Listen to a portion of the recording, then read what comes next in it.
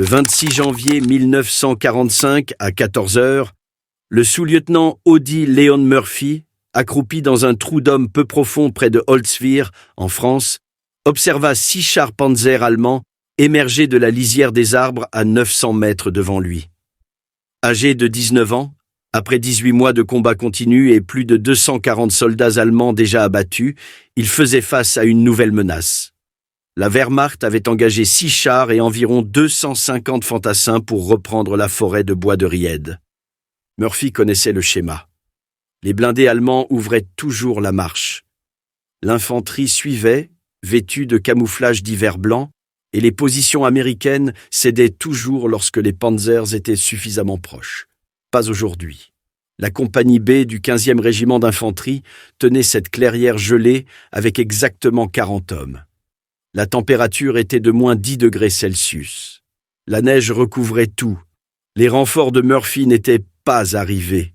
Le 2e bataillon du 30e régiment était encore en route. « Tenez la position !» Tels étaient ses ordres. Un lieutenant, 40 soldats, 250 fantassins allemands, 6 chars. Les calculs étaient impitoyables. La compagnie B avait subi 102 pertes la veille. Tous les officiers, sauf Murphy, avaient été blessés ou tués.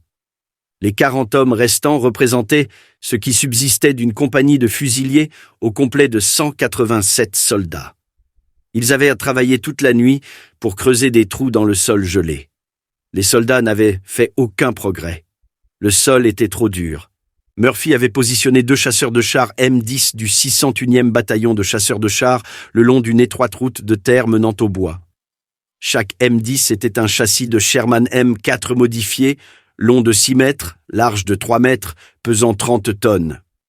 Propulsé par 2 moteurs diesel GMC 6046 produisant 375 chevaux au total, sa tourelle ouverte montait un canon de 76 mm M7, capable de pénétrer 76 mm de blindage à 900 mètres. Vitesse maximale, 48 km/h sur route. Chacun portait également une mitrailleuse Browning de calibre .50, 12,7 mm, montée sur la tourelle pour la défense anti-aérienne. Murphy avait aussi 5 semi-chenillés blindés positionnés en un arc défensif approximatif. Mais il pouvait voir la force allemande se former. 6 chars. Cela signifiait des Panzer IV ou des Panther. Les deux étaient supérieurs au M10 en blindage et en puissance de feu. Le canon de 75 mm du Panther pouvait percer un M10 à 1800 mètres. Le M10 devait se rapprocher beaucoup pour avoir une chance. Si les chars allemands perçaient, ils écraseraient les positions de Murphy. L'infanterie qui suivait balayerait le bois. Derrière la position de Murphy se trouvaient les éléments de quartier général de toute la 3e division d'infanterie. Les postes de commandement de bataillon, les dépôts de ravitaillement, les positions d'artillerie. La division était dispersée dans la poche de Colmar. Il n'y avait pas de réserve. Si la compagnie B cédait, toute la ligne américaine s'effondrerait. Les enjeux stratégiques allaient de plus loin. La poche de Colmar était la dernière tête de pont allemande sur le sol français. La Wehrmacht y maintenait 20 000 hommes, menaçant le flanc de la 7e armée américaine. Si les Allemands perçaient, ils pourraient de frapper la 3e armée du général Patton à revers. Ils pourraient potentiellement reprendre Strasbourg. Ils pourraient prolonger la guerre de plusieurs mois. Chaque général américain, d'Eisenhower jusqu'aux échelons inférieurs, voulait voir la poche de Colmar éliminée. Murphy avait étudié le terrain. La clairière devant formait une zone de mise à mort naturelle. 365 mètres de large, 550 mètres de profondeur, sans couvert. Mais ces hommes étaient trop peu nombreux et trop exposés. L'infanterie allemande portait un camouflage d'hiver blanc. Les hommes de Murphy portaient l'uniforme vert olive standard, des cibles sombres sur la neige blanche. À 13h58, Murphy passa un appel téléphonique au quartier général du bataillon. Il demanda la concentration d'artillerie qu'il avait enregistrée plus tôt. Mission de tir prête, les coordonnées déjà calculées. Le centre de direction des tirs Akita. Les batteries étaient prêtes.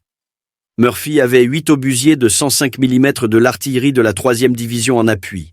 Chaque canon pouvait tirer 10 obus par minute. Cela signifiait 80 obus par minute, mais seulement si Murphy pouvait garder la ligne téléphonique intacte et fournir des informations de ciblage précises. Le barrage d'artillerie allemand commença à 14 heures. Les obus tombèrent sur les positions de Murphy. Un obus frappa l'arbre à côté d'un nid de mitrailleuse. Les éclats tuèrent 2 soldats sur le coup. Un autre obus frappa le chasseur de char M10 le plus à gauche. Coupe au but. Le véhicule s'embrasa. L'équipage évacua, courant vers le bois.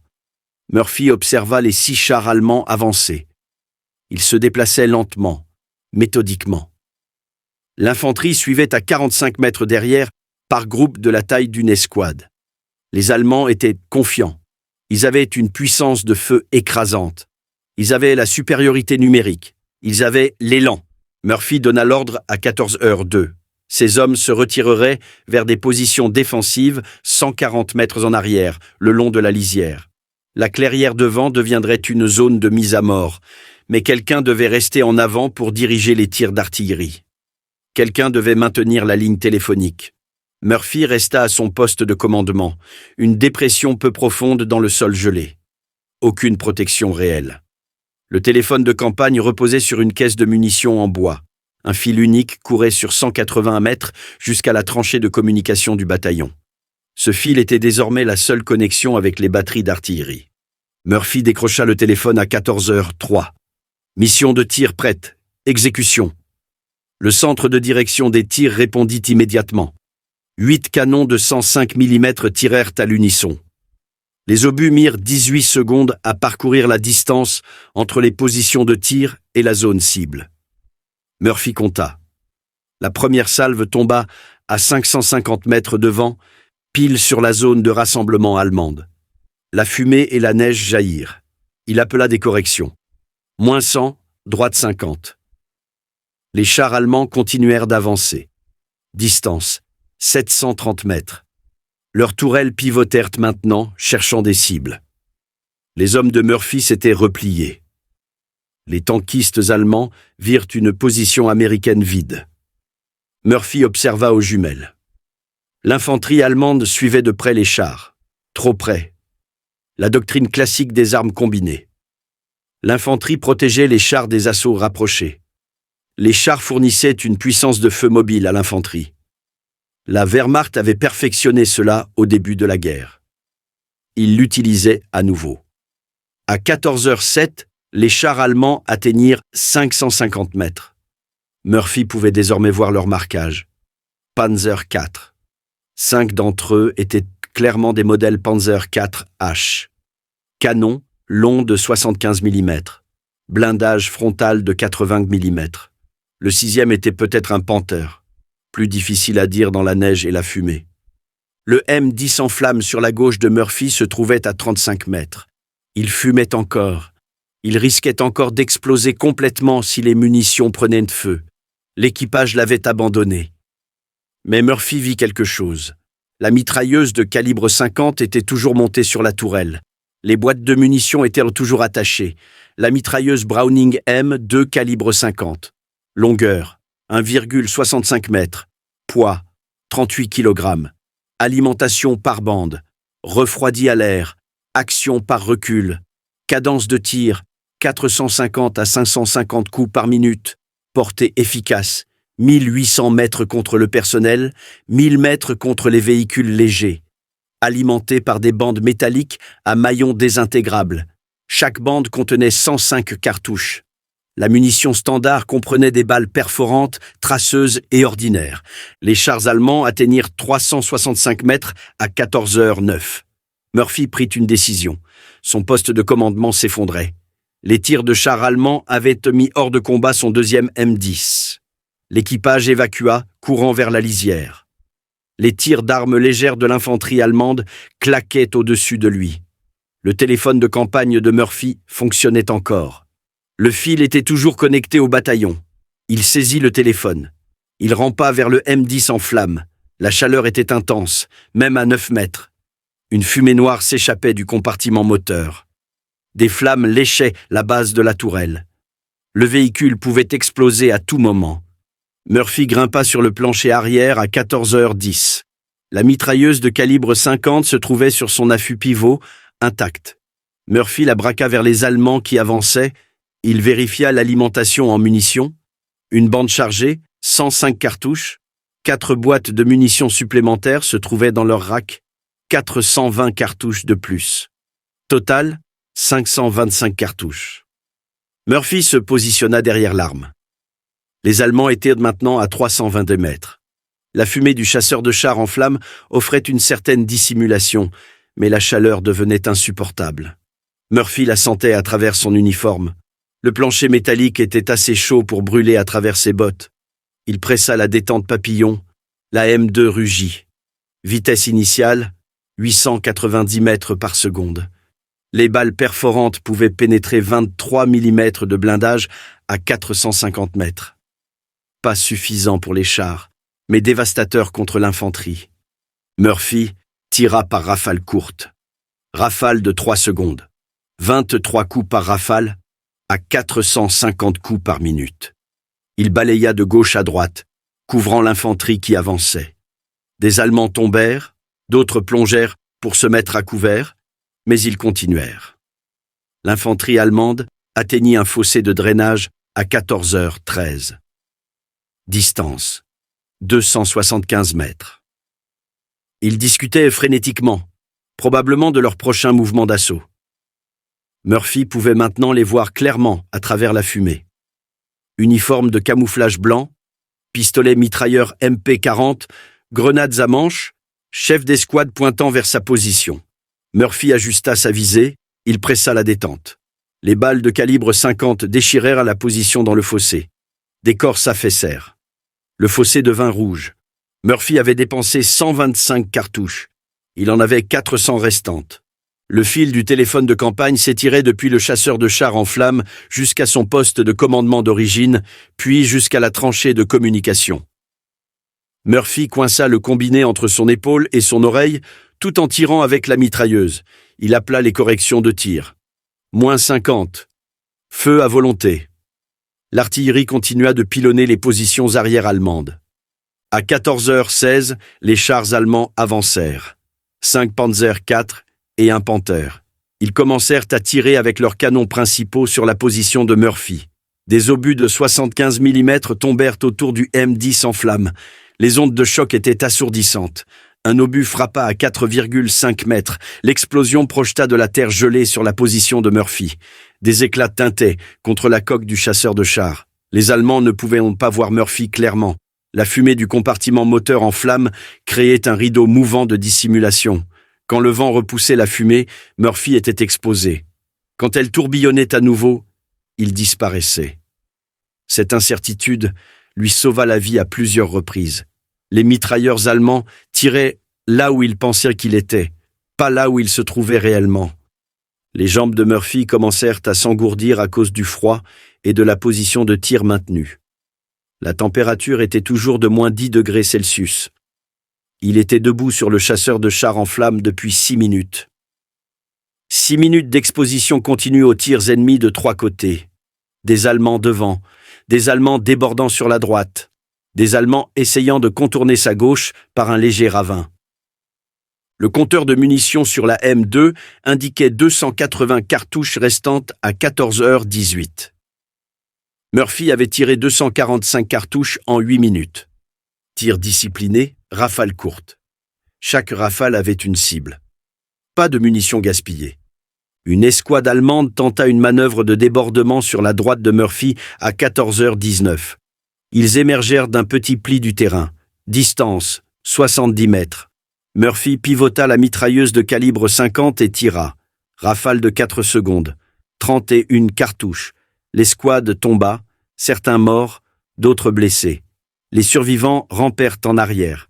La jambe droite de Murphy fut touchée par un éclat à 14h20. Un obus de char allemand avait frappé à proximité. Des fragments de métal brûlant transpercèrent sa botte et pénétrèrent dans le muscle du mollet. Le sang trempa son pantalon de laine. Il l'ignora. Il continua à tirer. Les chars allemands atteignirent 180 mètres à 14h21. Distance de point blanc pour leurs canons principaux de 75 mm. Murphy pouvait voir les commandants dans leurs écoutilles ouvertes. Le Panzer IV de tête tira. Le flash de bouche était énorme à cette distance. L'obus passa en sifflant devant la position de Murphy et explosa dans le bois derrière lui. Murphy appela l'artillerie sur sa propre position à 14h22. « Feu sur mes coordonnées. Danger rapproché. » Le centre de direction des tirs hésita. Le commandant de bataillon prit la ligne. « Confirmez votre demande. » Murphy confirma. « Feu sur mes coordonnées. Les Allemands sont sur moi. » Le tir d'artillerie se décala vers l'avant. Les obus commencèrent à tomber à 90 mètres devant la position de Murphy. L'infanterie allemande se dispersa. Certains moururent dans les explosions, d'autres coururent vers leur propre ligne, mais les chars continuèrent. À 14h24, une deuxième escouade allemande tenta à nouveau le flanc droit. Même approche, résultat différent. Murphy était prêt. Il tira au moment où ils apparurent. Rafale de 3 secondes, 23 cartouches. Les 8 hommes de l'escouade tombèrent. Le calibre 50 à cette distance était impitoyable. Les balles lourdes transperçaient plusieurs soldats. Une balle pouvait tuer 2 hommes s'ils étaient alignés. Le compteur de munitions de Murphy indiquait 180 cartouches restantes. Il avait une bande chargée, en grande partie utilisée. 3 bandes pleines dans les boîtes de stockage. Il allait bientôt devoir recharger. Recharger prendrait au minimum 15 secondes. 15 secondes sans tirer. 15 secondes pour que les Allemands avancent sans opposition. Les calculs changeaient. Murphy tirait depuis 14 minutes. Il avait tué au moins 40 soldats allemands selon son propre décompte, probablement plus. L'avance allemande s'était enlisée. Les chars ne pouvaient pas avancer sans soutien d'infanterie. L'infanterie ne pouvait pas avancer sans que les chars fournissent un feu de couverture. Murphy avait créé une impasse, mais les munitions étaient limitées. À 14h26, Murphy rechargea le calibre 50 pour la première fois. Il saisit une nouvelle bande de 105 cartouches dans la boîte de stockage. Ses mains tremblaient, non pas de peur mais du froid, et d'avoir serré les poignées de l'arme pendant 16 minutes continues. Il introduisit la nouvelle bande dans le mécanisme d'alimentation. Il referma le couvercle. Il arma l'arme. Temps total, 12 secondes. Les Allemands utilisèrent ces 12 secondes. Un peloton frais, peut-être 30 soldats, se précipita depuis une position couverte que Murphy n'avait pas repérée. Ils avancèrent en ligne de tirailleurs lâches. Distance, 230 mètres quand Murphy les vit. Distance, 180 mètres quand il ouvrit le feu. Murphy tira maintenant continuellement. Longue rafale de 6, 7 secondes, 46 coups par rafale. Les Allemands tombèrent par groupes. La neige s'assombrit de sang, mais ils continuèrent. La discipline allemande était excellente. C'étaient des vétérans du front de l'Est. Ils avaient survécu à Stalingrad, Koursk, la retraite à travers la Pologne. Ils savaient se battre. À 14h29, une équipe de mitrailleuses allemandes s'installa à 365 mètres. MG-42, cadence de tir, 1200 coups par minute. Ils ouvrirent le feu sur la position de Murphy. Des balles traceuses passèrent en sifflant près de sa tête. Des balles firent des étincelles sur la coque du M10. Murphy ne pouvait pas les supprimer et engager l'infanterie qui avançait simultanément. Il fit un choix. Il appela l'artillerie sur la position de la mitrailleuse. Point de repère, Charlie. Feu à volonté. 8 obusiers de 105 mm tirèrent. Les obus tombèrent sur la cible. Le MG-42 se tut. Le compteur de munitions de Murphy indiquait 75 cartouches à 14h31. Il avait 210 cartouches restantes dans les boîtes de stockage. Total, 285 cartouches. Il avait tiré 240 cartouches en 21 minutes. À son rythme de consommation actuel, il avait peut-être 12 minutes de munitions. Les chars allemands avancèrent à nouveau à 14h32. Ils s'étaient réorganisés. 3 chars de front, avançant lentement. Les commandants s'étaient calfeutrés, écoutilles fermées. Ils prenaient Murphy au sérieux maintenant. Distance, 140 mètres. Le M10 en flammes sous les pieds de Murphy devenait critique. Les munitions stockées à l'intérieur du véhicule prenaient feu. De petites explosions claquaient à l'intérieur de la tourelle. La chaleur était intense. L'uniforme de Murphy fumait. La peinture sur le canon du calibre 50 cloquait. L'arme elle-même surchauffait à cause du tir continu. À 14h34, un soldat allemand arriva à 9 mètres de la position de Murphy. Murphy ne le vit qu'à la dernière seconde. L'Allemand portait un Panzerfaust, une arme anti-char. Portée efficace, 60 mètres. Un seul coup pouvait détruire complètement le M10. Murphy abaissa le calibre 50 vers sa droite, au maximum de sa dépression. Il tira à bout portant. Rafale d'une seconde, 8 cartouches. Le soldat allemand fut littéralement démembré. Le Panzerfaust tomba dans la neige, sans exploser. Les mains de Murphy étaient brûlées. Les poignées du calibre 50 étaient brûlantes à cause du tir continu. Le métal avait conduit la chaleur du canon. Les gants de Murphy avaient brûlé. Ses paumes se couvraient d'ampoules. Il continua à tirer. À 14h36, le compteur de munitions atteignit 0. Murphy rechargea à nouveau. Sa troisième bande. 2 bandes restantes après celle-ci. 210 cartouches au total. Les Allemands le virent bas recharger. Ils chargèrent. Peut-être 40 soldats, tous avançant en même temps. Distance, 160 mètres. Murphy chargea plus vite cette fois. 10 secondes. Il ouvrit le feu avant que les Allemands n'arrivent à 140 mètres. Il tira par longues rafales balayantes. Le calibre 50 fauchait les rangs allemands comme une faux. Les hommes tombèrent en rangée. La charge s'effondra. Les survivants rampèrent en arrière ou restèrent immobiles dans la neige, faisant les morts. À 14h39, quelque chose changea. Les chars allemands cessèrent d'avancer. Murphy avait tiré continuellement pendant 29 minutes. Il avait tué plus de 80 soldats allemands selon son décompte, probablement plus proche de 100. L'infanterie de la Wehrmacht refusait d'avancer. Murphy pouvait voir des officiers allemands essayant de rallier leurs hommes. Certains soldats obéirent. La plupart restèrent couchés. Les calculs avaient changé. Le feu soutenu et précis de Murphy avait brisé l'élan de l'attaque allemande. Les commandants de Panzer pouvaient voir leur soutien d'infanterie disparaître. Les chars sans soutien d'infanterie étaient vulnérables. Les Allemands avaient appris cette leçon en Russie. Ils n'étaient pas pressés d'avancer seuls. Le compteur de munitions de Murphy indiquait 55 cartouches restantes à 14h41. Il avait 105 cartouches de plus dans la dernière bande. Total, 160 cartouches. Il avait tiré 365 cartouches en 31 minutes. Le canon du calibre 50 rougeoyait d'un rouge sombre à la bouche. De la fumée s'élevait du mécanisme. L'arme était au bord de la rupture catastrophique à cause de la surchauffe, mais Murphy continua à tirer. Rafale courte maintenant, rafale de 2 secondes, économisant les munitions, maintenant les Allemands sous suppression, les empêchant d'organiser un nouvel assaut. À 14h43, les Allemands firent leur ultime tentative. Tous les soldats restants capables de se battre se levèrent simultanément. Plus de 100 hommes. Ils chargèrent sur tout le front.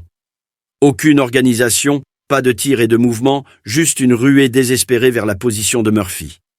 Murphy chargea sa dernière bande de munitions à 14h44, les 105 dernières cartouches. Il ouvrit immédiatement le feu. Le calibre 50 martela sans interruption. Murphy balaya de gauche à droite, puis revint. Il tira là où les Allemands étaient les plus nombreux. Chaque rafale abattait plusieurs soldats. La distance se réduisit. 140 mètres, 115 mètres, 90 mètres. Les Allemands tombaient partout, mais certains continuaient. Murphy tira continuellement. Le canon était maintenant blanc incandescent. La poignée avant en bois fumait. Murphy ne pouvait plus la toucher. Il ne tenait plus que les poignets, qui brûlaient également à travers ses gants détruits. À 14h46, le téléphone de campagne de Murphy sonna. Le commandant de bataillon était en ligne. « Murphy, descendez de ce chasseur de chars. Il va exploser. C'est un ordre. » Murphy ignora l'ordre. Il continua à tirer. Le compteur de munitions atteignit 50 cartouches à 14h47. La charge allemande faiblissait. La plupart des soldats attaquants étaient à terre, morts, blessés ou à couvert. Mais de petits groupes continuaient d'essayer. 5 hommes par ici, 8 par là. Murphy engagea chaque groupe à mesure qu'il apparaissait. Les chars allemands se retirèrent finalement à 14h48. Les 6 Panzers firent marche arrière, reculant vers les lignes allemandes. Les commandants de Panzer en avaient assez vu. Leur soutien d'infanterie était détruit. L'attaque avait échoué. Continuer vers l'avant signifiait exposer leur blindage arrière et latéral plus fin aux armes anti-chars américaines. Le compteur de munitions de Murphy atteignit 0 à 14h49. Il avait tiré les 525 cartouches. Le canon du calibre 50 rougeoyait d'un orange vif. L'arme était inutilisable.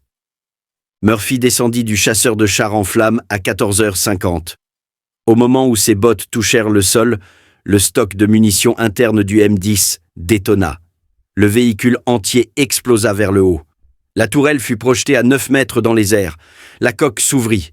Si Murphy était resté sur le chasseur de chars 10 secondes de plus, il aurait été pulvérisé. Murphy boitilla vers les lignes américaines. Sa jambe droite saignait abondamment de la blessure par éclat. Ses mains étaient brûlées. Son visage était noirci de fumée et de résidus de poudre. Son uniforme était roussi.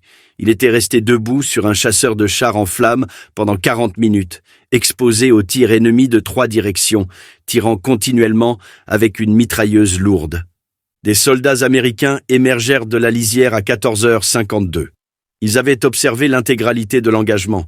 Ils ne pouvaient pas croire que Murphy était en vie. Le sergent Elmer Broley atteignit Murphy en premier. « Mon lieutenant, vous avez besoin d'un médecin. » Murphy secoua la tête. « Préparez-vous, il pourrait revenir. » Mais les Allemands ne revinrent pas. Le combat en solitaire de Murphy avait complètement brisé leur attaque. La Wehrmacht se retira vers ses positions de départ. La clairière tomba silencieuse, à l'exception des gémissements des soldats allemands blessés, éparpillés sur 365 mètres de terrain gelé. À 14h55, Murphy organisa une contre-attaque. Malgré ses blessures, malgré son épuisement, il mena la compagnie B en avant. Les 40 soldats restants traversèrent la clairière. Ils ne rencontrèrent qu'une résistance minimale. Les Allemands étaient finis. Leur attaque leur avait coûté plus de 120 morts et blessés. 6 chars s'étaient retirés. La Wehrmacht n'avait plus rien. La contre-attaque de Murphy repoussa les Allemands dans le bois au-delà de la clairière. À 15h20, la compagnie B avait regagné tout le terrain perdu et établi des positions défensives 180 mètres devant leur ligne d'origine. La menace allemande était éliminée. Murphy accepta finalement des soins médicaux. À 15h25, un poste de secours de bataillon fut installé dans une ferme à 275 mètres derrière les lignes. Le médecin examina la blessure à la jambe de Murphy. Fragment d'éclat enfoncé dans le muscle du mollet. Le médecin voulut évacuer Murphy vers l'arrière. Murphy refusa. « Je reste avec ma compagnie. » Le commandant de bataillon arriva. « Lieutenant, ce n'est pas une demande. Vous êtes blessé. Vous avez besoin de soins appropriés. » Murphy refusa encore. « Mon commandant, si les Allemands contre-attaquent à nouveau, mes hommes ont besoin de leur commandant. » Le commandant de bataillon reconnut la détermination de Murphy. « Bien. Faites-vous panser la jambe, mais si elle s'infecte, je vous porte personnellement au poste de secours. » Murphy accepta. Le médecin nettoya et pansa la blessure. Murphy retourna à la compagnie B à 15h40. Les calculs de l'engagement étaient au clair. Un homme, une mitrailleuse, 40 minutes de tir continu, 525 cartouches utilisées. Plus de 50 Allemands tués par Murphy personnellement, 70 autres blessés, l'attaque allemande complètement brisée, la ligne américaine tenue, la poche de Colmar sécurisée. La compagnie B resta en position toute la nuit. Les Allemands ne contre-attaquèrent jamais. La Wehrmacht avait appris une leçon. Certaines positions ne pouvaient être prises, certains soldats ne pouvaient être brisés. Certains combats en solitaire étaient impossibles à surmonter.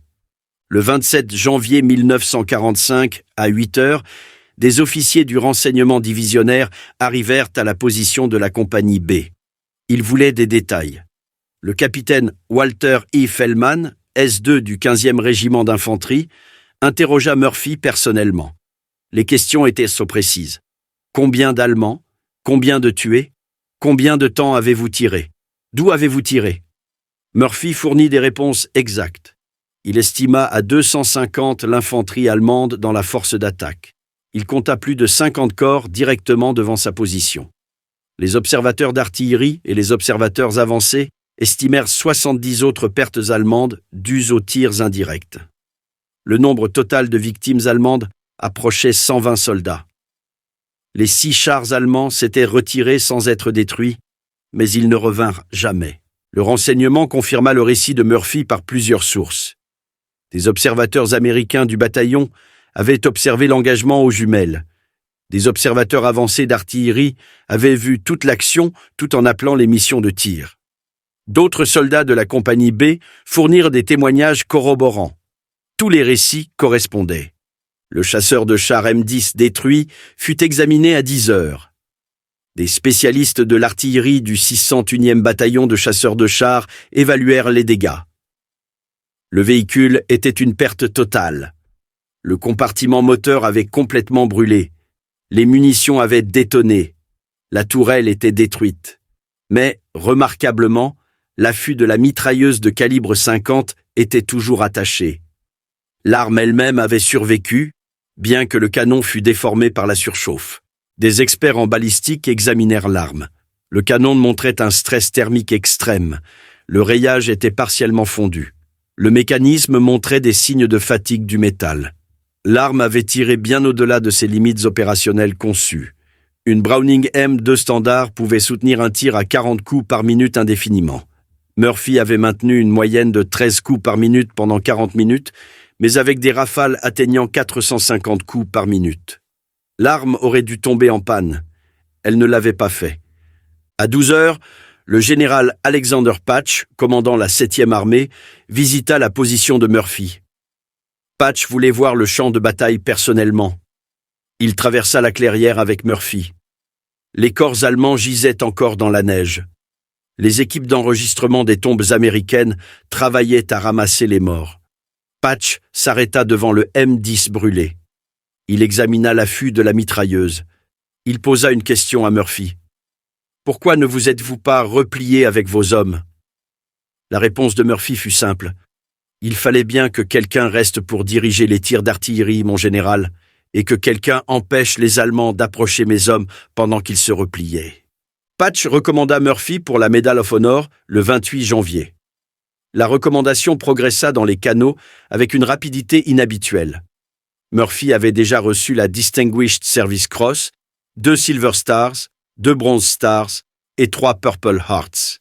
Il était déjà le soldat le plus décoré de la 3e division d'infanterie.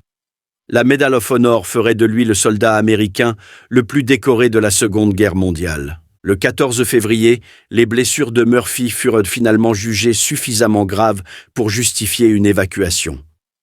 La blessure à la jambe s'était infectée malgré les soins. Il fut envoyé dans un hôpital de l'arrière. Il protesta. Il voulait rester avec la compagnie B. Ses protestations furent rejetées. Murphy passa 3 semaines à l'hôpital. Il retourna dans son unité le 8 mars. À cette date, la 3e division d'infanterie avait poussé profondément en Allemagne. La guerre touchait à sa fin. Murphy reçut des ordres le réaffectant à des fonctions de liaison. L'armée ne voulait pas risquer son nouveau récipiendaire de la Medal of Honor dans d'autres combats. Murphy reçut la Medal of Honor le 2 juin 1945 lors d'une cérémonie en France. Il avait 20 ans. La citation disait « Le sous-lieutenant Audie L. Murphy commandait la compagnie B qui fut attaquée par 6 chars et des vagues d'infanterie. Le lieutenant Murphy ordonna à ses hommes de se retirer pour préparer des positions dans les bois, tandis qu'il restait en avant à son poste de commandement et continuait à donner les directions de tir à l'artillerie par téléphone. Derrière lui, sur sa droite, un de nos chasseurs de chars reçut un coup au but et commença à brûler. Son équipage se retira dans les bois. Le lieutenant Murphy continua à diriger le feu d'artillerie qui tua un grand nombre de l'infanterie ennemie avançante. Alors que les chars ennemis étaient à hauteur de sa position, le lieutenant Murphy grimpa sur le chasseur de chars en flammes, qui risquait d'exploser à tout moment, et utilisa sa mitrailleuse de calibre 50 contre l'ennemi. La citation continuait. Il était seul et exposé aux tirs allemands de 3 côtés, mais son feu mortel tua des douzaines d'Allemands et fit hésiter leur attaque d'infanterie. Les chars ennemis, perdant leur soutien d'infanterie, commencèrent à reculer. Pendant 1 heure, les Allemands essayèrent toutes les armes disponibles pour éliminer le sous-lieutenant Murphy. Mais il continua à tenir sa position et anéantit une escouade qui tentait de s'approcher sans être remarquée sur son flanc droit. Des Allemands arrivèrent à seulement 9 mètres, seulement pour être fauchés par son feu. Il reçut une blessure à la jambe, mais l'ignora et continua le combat en solitaire jusqu'à ce que ses munitions soient épuisées. Il se dirigea ensuite vers sa compagnie, refusa les soins médicaux et organisa la compagnie dans une contre-attaque qui força les Allemands à se retirer. L'action à Holzwihr le 26 janvier 1945 représenta un tournant dans la campagne de la poche de Colmar. La contre-attaque allemande, si elle avait réussi, aurait percé les lignes américaines. Le quartier général de la division, les positions d'artillerie et les dépôts de ravitaillement auraient été submergés. La 3e division d'infanterie aurait été forcée de se retirer. Toute l'offensive américaine dans la région de Colmar se serait enlisée. Des analystes stratégiques calculèrent plus tard les conséquences. Une percée allemande à Holzwihr aurait retardé le nettoyage de la poche de Colmar d'au moins 2 semaines. Ce retard aurait permis à la Wehrmacht de déplacer des renforts d'autres secteurs. L'avance américaine en Allemagne aurait été ralentie, la guerre potentiellement prolongée. Le combat en solitaire de Murphy empêcha tout cela. Un homme, une mitrailleuse, 40 minutes de feu. L'impact stratégique fut énorme. La poche de Colmar fut nettoyée le 9 février 1945. Les dernières forces allemandes sur le sol français furent éliminées. La 7e armée américaine et la 1re armée française purent désormais se concentrer entièrement sur l'invasion de l'Allemagne. Les leçons tactiques furent étudiées de manière extensive. L'action de Murphy démontra plusieurs principes. Premièrement, l'efficacité d'une seule mitrailleuse lourde en position défensive. La Browning M 2 calibre 50 s'avéra dévastatrice contre l'infanterie à des distances inférieures à 365 mètres. Deuxièmement, l'importance de la coordination de l'artillerie. Les directions de tir continu de Murphy maintinrent 8 obusiers de 105 mm en action pendant tout l'engagement. La combinaison du tir direct du calibre 50 et du tir indirect de l'artillerie créa une zone de mise à mort infranchissable. Troisièmement, et plus important encore, l'action de Murphy démontra que la supériorité numérique pouvait être neutralisée par un positionnement supérieur, une discipline de feu supérieure et une détermination supérieure. Les Allemands avaient 6 chars et 250 soldats. Murphy avait une mitrailleuse. Les Allemands auraient dû gagner. Ils ne le firent pas. Les pertes de la compagnie B le 26 janvier furent minimes. 2 soldats tués, 7 blessés. Toutes les pertes eurent lieu avant que Murphy ne grimpe sur le chasseur de chars. Une fois que Murphy commença à tirer, les pertes américaines s'arrêtèrent. Son feu de couverture permit à ses hommes de se replier en sécurité. Son feu soutenu empêcha les Allemands d'avancer. Sa contre-attaque finale repoussa complètement les Allemands. La Medal of Honor de Murphy fut l'une des 464 décernées pendant la Seconde Guerre mondiale.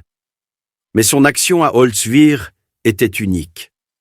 Aucune autre action de Medal of Honor n'impliqua un seul soldat tenant tête à une force aussi importante pendant une période aussi longue, debout sur un véhicule en flammes, risquant d'exploser à tout moment.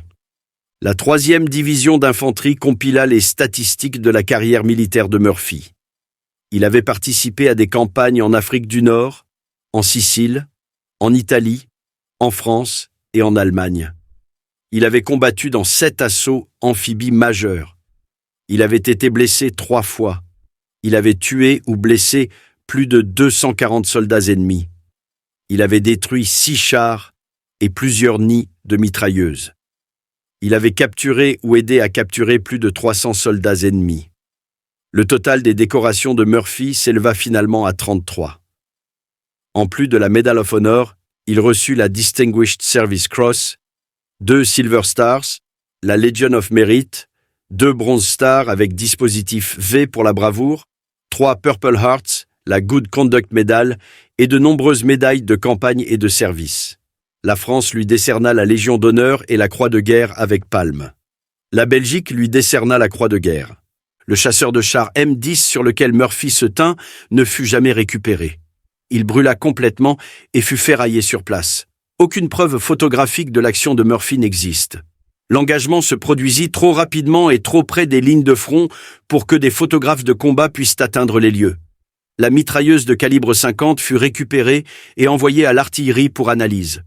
Après examen, elle fut déclarée inutilisable en raison des dommages au canon et de l'usure excessive. L'arme fut ferraillée. Aucun effort ne fut fait pour la préserver à des fins historiques. Le champ de bataille à Holzwihr est aujourd'hui des terres agricoles. Un petit marqueur indique l'emplacement approximatif de l'action de Murphy. Le marqueur fut placé en 1948 par l'association de la 3e division d'infanterie.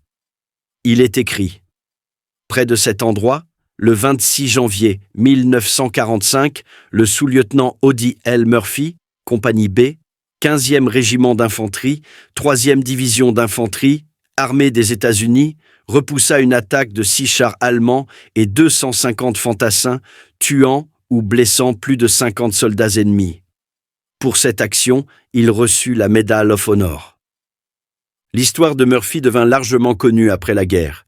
Le magazine Life le présenta en couverture en juillet 1945. Le titre disait « Le soldat le plus décoré ». James Cagney vit la couverture et invita Murphy à Hollywood. Murphy résista initialement. Il n'avait aucun intérêt à devenir acteur, mais il avait besoin d'argent. Sa famille au Texas avait des difficultés financières. La carrière d'acteur de Murphy dura de 1948 à 1969. Il apparut dans 44 films, principalement des westerns. Son film le plus célèbre fut To Hell and Back, 1955, basé sur son autobiographie. Murphy y joua son propre rôle. Le film fut le plus gros succès du box-office d'Universal Pictures jusqu'à Les Dents de la Mer en 1975. Mais Murphy lutta contre le syndrome de stress post-traumatique. Il souffrit d'insomnie, de cauchemars et de dépression. Il devint dépendant des somnifères. Il fut l'une des premières personnalités publiques à parler ouvertement du SSPT lié au combat. Il milita pour un meilleur traitement des vétérans ayant des blessures psychologiques. Murphy mourut dans un accident d'avion le 28 mai 1971. Il avait 45 ans. Il fut enterré avec tous les honneurs militaires au cimetière national d'Arlington. Sa tombe est le 2e site le plus visité à Arlington, après celle du président Kennedy. Les calculs à Holzwihr étaient clairs dès le début. 6 chars allemands, 250 fantassins allemands contre 40 soldats américains dans des trous d'hommes peu profonds sur un sol gelé. Les Allemands auraient dû gagner en 15 minutes. Murphy changea l'équation. Un homme, une mitrailleuse, 525 cartouches. Mais plus que cela, un homme prêt à se tenir debout sur un véhicule en flammes risquant d'exploser. Un homme prêt à s'exposer aux tirs ennemis de 3 directions. Un homme prêt à ignorer les blessures, les brûlures, l'épuisement pour protéger ses soldats. Les leçons de Holzwihr dépassèrent la tactique militaire. Murphy démontra des principes qui s'appliquent à toute situation extrême. Premièrement, l'entraînement compte. Murphy avait été au combat pendant 18 mois sans interruption. Il savait comment tirer avec la M de Browning. Il savait comment appeler l'artillerie. Il savait comment lire un champ de bataille. Son entraînement était devenu instinct. Deuxièmement, le positionnement compte.